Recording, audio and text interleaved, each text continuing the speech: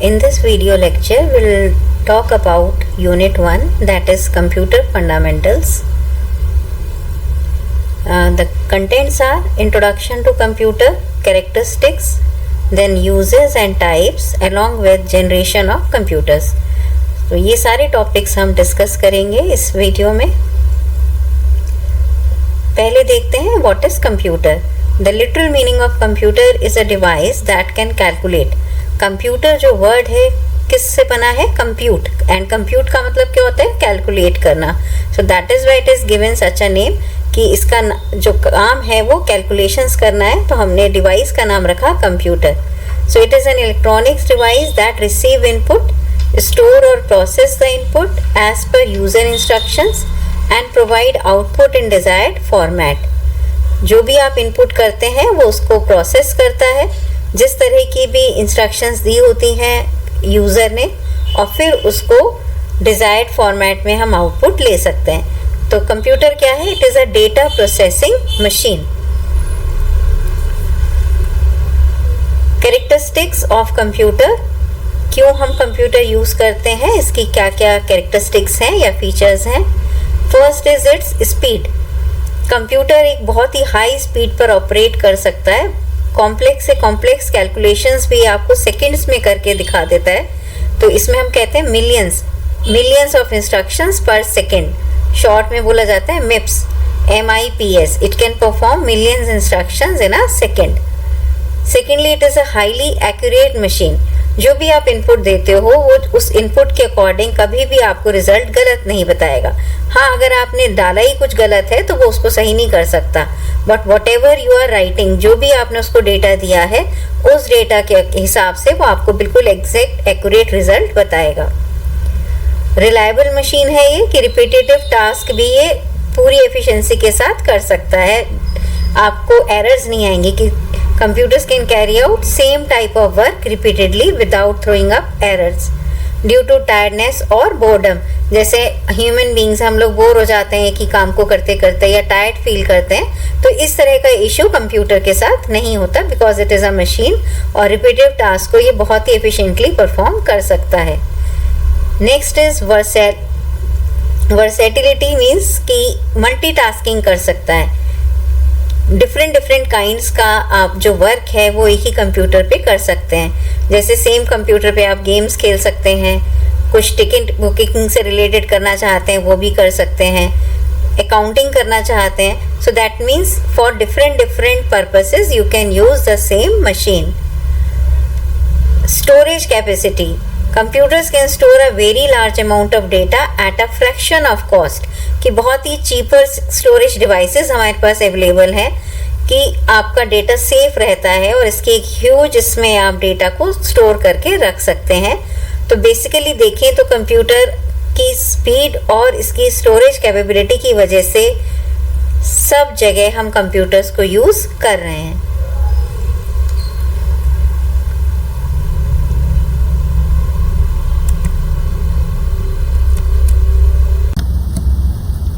Advantages and disadvantages of using computer. क्या क्या इसके एडवांटेज हैं? Computer can do the same task repeatedly with same accuracy. Repetitive task को ये perform करता है without getting tired, and it can take up the routine task while releasing human resource for more intelligent functions. हम कोई और काम कर सकते हैं और जो भी एक रिपीटेटिव टास्क है वो मशीन को दे सकते हैं. तो दीज आर द एडवांटेजेस जो हमने फीचर्स में भी स्टडी किया था. डिसएडवांटेज क्या है कि it has no intelligence. Zero IQ होता है कंप्यूटर का, अपने आप से कोई डिसीजन मेकिंग नहीं कर सकता. अगर आप प्लस करना चाह रहे हैं और फॉर्मूला आपने माइनस का लगाया है तो ये माइनस ही करेगा आपके लिए, इसको वो नहीं समझेगा, अपने आप से डिसीजन नहीं लेगा कि आप क्या करना चाहते हैं. तो जो भी इनपुट आप दोगे it will give you the results accordingly. Second, regular electric supply is necessary. Then uses of computer.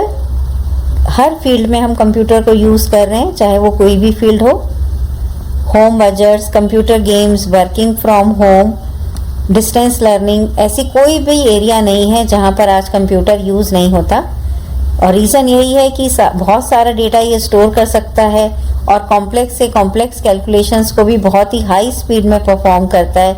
तो it is been used everywhere, चाहे वो बिजनेस है, मार्केटिंग है, ऑनलाइन शॉपिंग है, मेडिकल फील्ड है, तो हर जगह आप कंप्यूटर्स को यूज़ कर सकते हैं।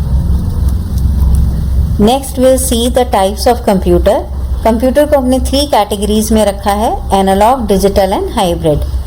एनालॉग कंप्यूटर्स जो सिग्नल्स पर वर्क करते हैं, जैसे कोई भी चीज़ आप मेजर करके बताएं या हाउ मच में जिसका आंसर आता हो, हम इसको सिंपल टर्म्स में बोल सकते हैं। या आप देखिए जैसे वॉल क्लॉक होती है, वॉल क्लॉक का आप टाइम कैसे बताते हो, आप देखते हो कि मिनट हैंड कहाँ है, आवर हैंड कहाँ है, उसके हिसाब से आप जो नीडल्स हैं उसकी मेजरमेंट के हिसाब से आप बताते हैं टाइम को। डिजिटल हो गया, काउंट कर सकते हैं, जैसे आपकी इलेक्ट्रॉनिक वॉच कि आप नंबर आता है उसमें और नंबर से आप इजीली देख सकते हैं कि टाइम क्या है। तो हाउ मैनी आप कह सकते हैं, हाउ मैनी में रिस्पॉन्स आता है, तो वो कैटेगरी हो गई डिजिटल कंप्यूटर्स की। हाइब्रिड, हाइब्रिड हो गया जिसमें आपका दोनों फीचर्स आए, एनालॉग भी और डिजिटल भी।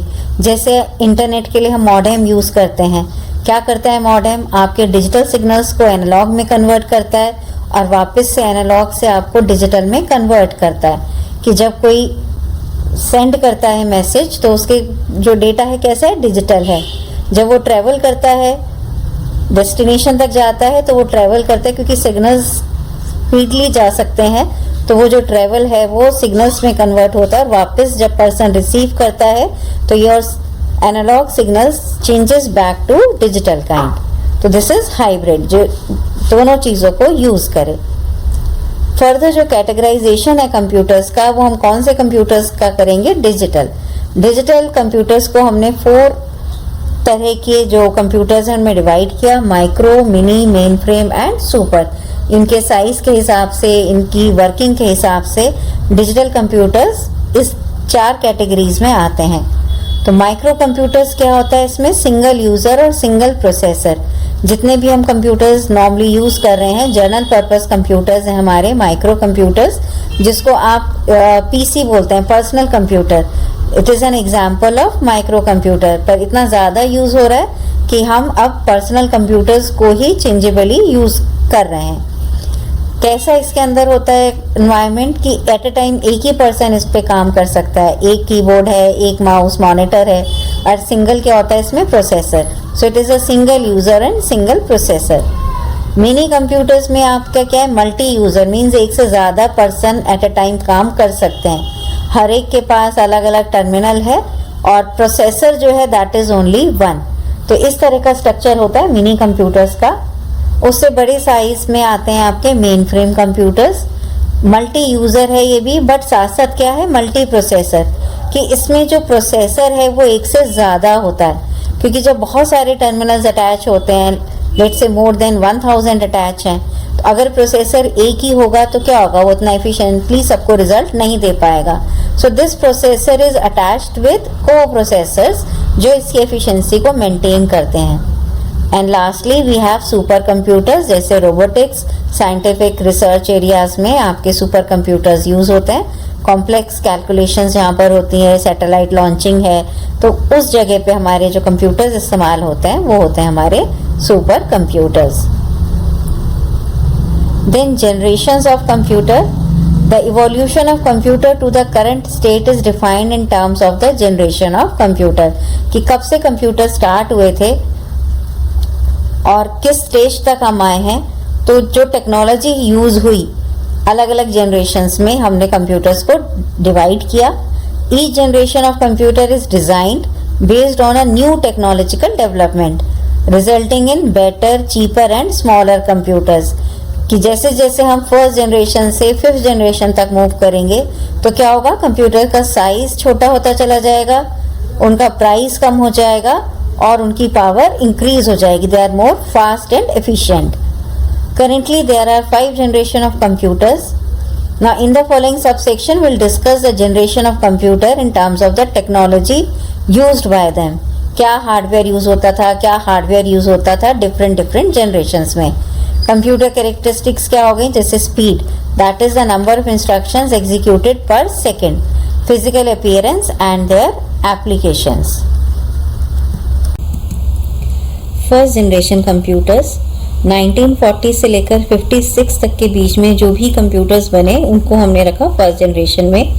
जो टेक्नोलॉजी थी वो थी वैक्यूम ट्यूब्स। वैक्यूम ट्यूब्स पर बेस थे सारे कंप्यूटर्स ही, जिसकी वजह से इनका साइज़ काफ़ी बड़ा होता था। बड़े बड़े रूम्स में अरेंज करना पड़ता था हमें कंप्यूटर। और इस जनरेशन में जो लैंग्वेज यूज़ करते थे दैट इज़ मशीन लैंग्वेज, कि 0-1 में ही इंस्ट्रक्शंस दी जाती थी। So they were very expensive to operate and in addition to using a great deal of electricity. बहुत ज़्यादा हाई जनरेट करते थे ये हीट, बहुत ज़्यादा कॉस्टली होते थे, जिस वजह से जल्दी जल्दी ये ख़राब भी हो जाते थे। और कंप्यूटर्स जो फर्स्ट जनरेशन में यूज़ हुए उनमें से हैं like UNIVAC, universal automatic computer, ENIAC, ये आपका फर्स्ट इलेक्ट्रॉनिक कंप्यूटर कहा जाता है। एडवांटेज क्या था? It was only electronic device and first device to hold the memory, कि मेमोरी का कॉन्सेप्ट यूज़ हुआ था। डिसएडवांटेज की टू बल्कि लार्ज होते थे बहुत ज़्यादा साइज़ में, वैक्यूम ट्यूब्स बर्न हो जाती थी इजीली, और बहुत ज़्यादा ये हीट प्रोड्यूस करते थे, तो कंटिन्यूसली इन पर हमें काम नहीं कर सकते थे। इन्हें फ्रीक्वेंटली हमें शट डाउन करना पड़ता था कूलिंग के लिए, तो मेंटेनेंस की भी प्रॉब्लम्स थी फर्स्ट जनरेशन की मशीन्स में। सेकेंड जनरेशन जो कि 63 तक के कंप्यूटर्स बने, 56 से 63, उनको रखा हमने सेकेंड जनरेशन में। जो वैक्यूम ट्यूब्स थे उनको रिप्लेस कर दिया ट्रांजिस्टर्स ने, जिसकी वजह से थोड़ा स्पीड इंक्रीज हुई और साइज रिड्यूस हो गया। Second generation computers move from cryptic binary machine language to symbolic. Second generation में मशीन लैंग्वेज की जगह सिम्बॉलिक लैंग्वेज यूज़ होने लगी, असेंबली लैंग्वेज आ गई थी। एडवांटेज क्या था इसका? साइज रिड्यूस हो गया, ट्रांजिस्टर ने वैक्यूम ट्यूब्स को रिप्लेस किया, बहुत हाई स्पीड पर ये वर्क कर सकते थे और बहुत रिलायबल थे। डिसएडवांटेज क्या हुआ कि they were heated quickly and maintenance problems are there. Third generation computers 64 से 71 तक के पीरियड में जो कंप्यूटर्स यूज़ हुए उनमें टेक्नोलॉजी आ गई थी इंटीग्रेटेड सर्किट्स की। ट्रांजिस्टर्स को रिप्लेस किया इंटीग्रेटेड सर्किट्स ने। आप इस पर आईसी पर शॉर्ट में कहते हैं आईसी। ट्रांजिस्टर्स जो थे बहुत thousands of transistors you can arrange on this integrated circuit. Transistors were miniaturized and placed on silicon chips called semiconductors. So instead of punch cards and printouts, user interacted with third generation computer through keyboard. जब third generation आई तो जो आपका hardware था वहाँ पर आपके keyboards and monitors आ गए थे। Allowed the device to run many. Advantages क्या हुआ कि ICs are very small in size, improved performance, production cost cheap, and only disadvantage was that the ICs are sophisticated. Microprocessor आ गया था हमारे पास 4th जनरेशन में। It is a single chip CPU, complete motherboard हम arrange कर सकते थे एक सिंपल माइक्रोप्रोसेसर पर। इंटेल 4